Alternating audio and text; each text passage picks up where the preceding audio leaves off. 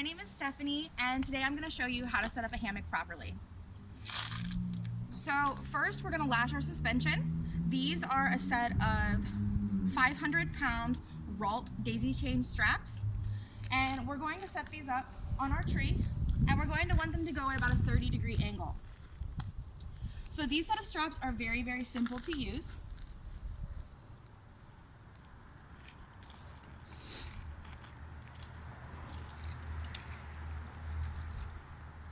But it may require 2 people to help you set them up.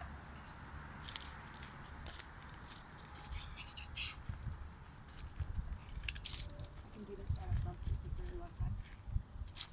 Okay. So the daisy chain side of the loops are going to go through this side of the strap. For more information on how to set these types of straps up, you can go to ralt.com and watch instructional videos. So once we see here, you're going to want to pull this nice and tight so that the weight-bearing load is going to be taut. Then we're going to do the other tree.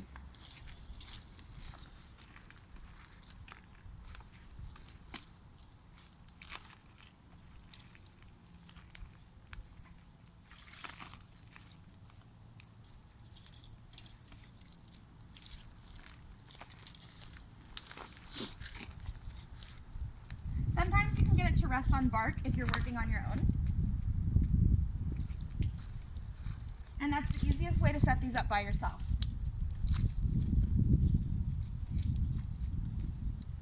So again, the daisy chain loops are going to go through the open loop.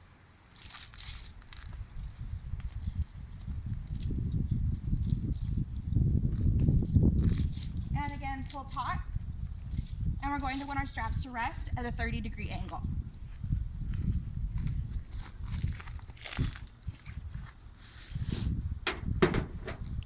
Next part of the setup is going to be to attach your hammock to the straps. This is a double nest equipped hammock, so it can fit 2 people and up to 500-pound weight load, but it's very, very easy to set up. So on each end of the gathered in loops, we have a carabiner. To start out with, since these 2 trees aren't too far away, we're just going to clip them in to the daisy chain loops provided on the Ralt straps. So you're going to want to ensure that your hammock doesn't touch the ground while setting it up. And you're going to want to ensure that if you have a ridge line built into your hammock, or if you've made one yourself, that it's facing upwards.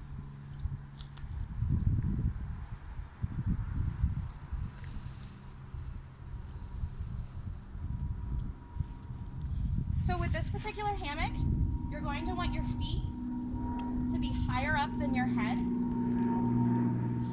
for maximum comfortability. So if you've noticed here, I've adjusted these straps as such. And I'm going to go back on this end and lower them.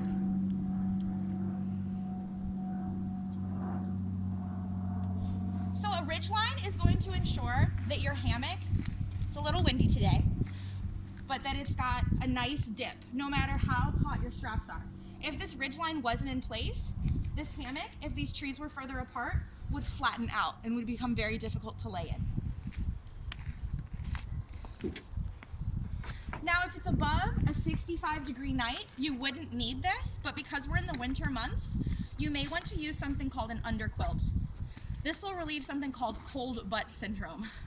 But because convection air and convection heat is something that's really important when using a hammock, you have all of this cold air going underneath you, and this is going to ensure that you stay warm at night. So this particular underquilt is rated to 20 degrees.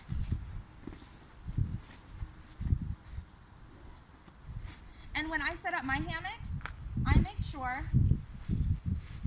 that I don't let my underquilt touch the ground, or at least I try not to. Because when these get wet, they can lose some of their insulating properties, especially if you're using down goose feather.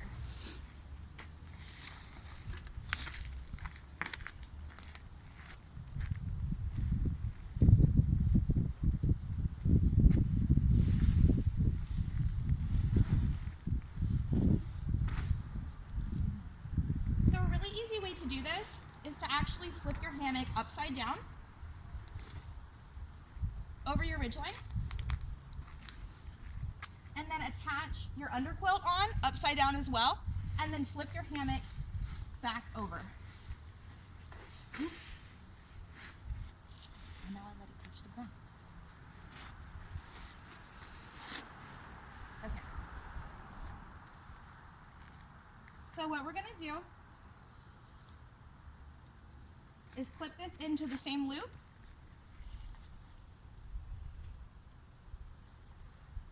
Unclip this side of the hammock and feed it through the underquilt straps.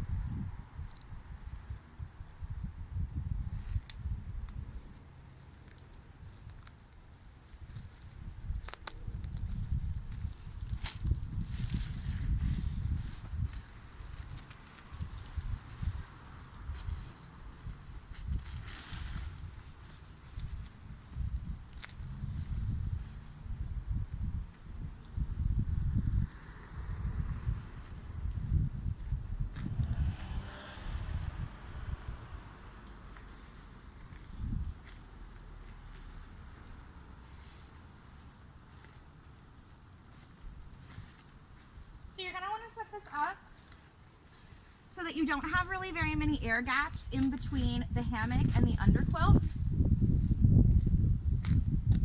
And you may want to adjust tension at this time, because this will be the last time that we'll adjust. Okay, now that we have this set up, you can place in a sleeping bag if you so desire.